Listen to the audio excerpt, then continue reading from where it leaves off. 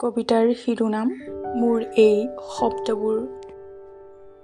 কবি হীৰেণ ভট্টাচাৰ্য, আবৃত্তি পিঞ্জুমৰাণ।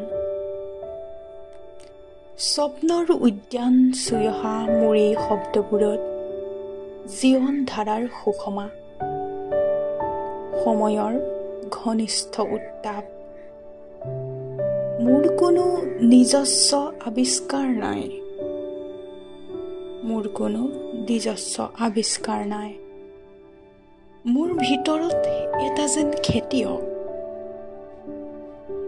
মই শব্দবোৰ জিভাত দি চাওঁ কাৰ কি সোৱাদ।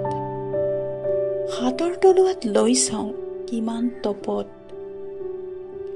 মই জানো শব্দ মানুহৰ মহৎ সৃষ্টিৰ তেজদীপ্ত সন্তান। মই সাধাৰণ কবি, কাণ্ড সলনি কৰিবই অনা মোৰ এই শব্দবোৰত মানুহৰ নিদাৰুণ অভিজ্ঞতা, বুৰঞ্জীৰ নিঠুৰ আচুৰ।